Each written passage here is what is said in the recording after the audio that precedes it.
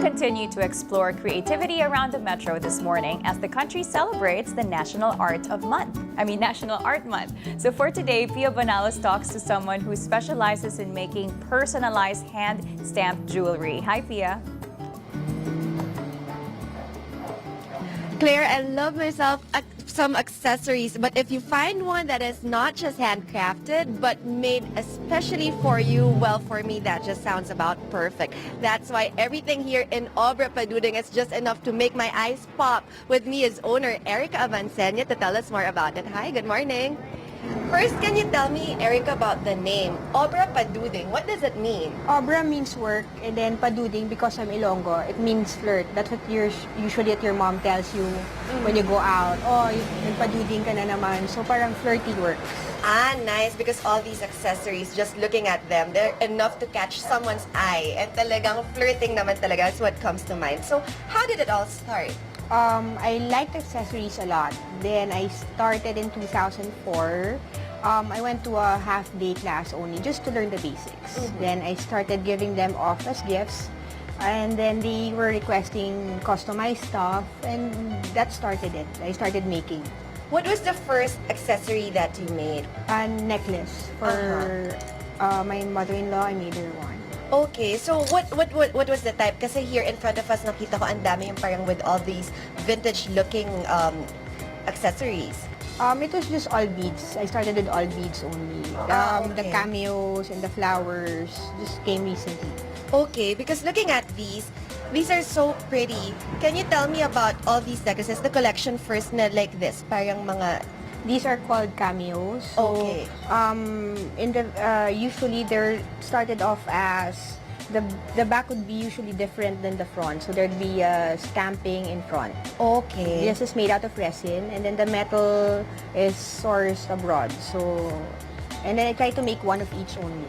Okay, so kasi parang right now it's medyo uso. I see a lot of accessories na like this. But if you say you make one of each, that means that if you have like this, for sure, even if I buy from you, I wouldn't have anyone who would have the same. Yes, correct. Aside from that one, kasi meron din tayo dito parang, this is what you mentioned, parang religious collection. Yes, it's Guadalupe, Mother of Guadalupe, and then there's more mother and child.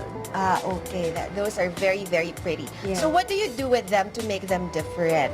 Like this one, these are the only with the metal. I just change the beads, or if someone requests that it be all beaded, the chain. So it will depend on the customer. Okay. Those are, of course, the necklaces. But do you also have some pretty bracelets like this one? Can you tell me about these bracelets? It's a locket bracelet, so you can put the photos inside. So this one. That's so pretty. You can add more lockets if you want. So, example, you have 3 kids. So you add for each child. So, paano yun? If, for example, something catches my attention and I want you to make, like what you said, I want 4 lockets and a bracelet, you could customize it for me? Yes. How's the process? You let me know what you want. You contact me through Facebook, or you can give me a call, email, and then we will work something out. So I'll ask you, example, what colors you like or how long it will be. So it's more about you, and then I work it out. And then if, example, I've made the finished products, I'll send it to you a photo. If it works with you, then that's good. Then I'll send it out already. How do you work out in designing those things? Kasi parang, for example, if your client comes in and says, I'm like this and I'm like that, what, you just base it on their person? Yes, I base it on what they say. I listen, and then basic questions, what you like, colors, and then we'll work from there. You know, that's why parang everything looks so special here kasi everything has a different personality. Kasi going here on this side, yan nga yung parang more of the vintage stuff.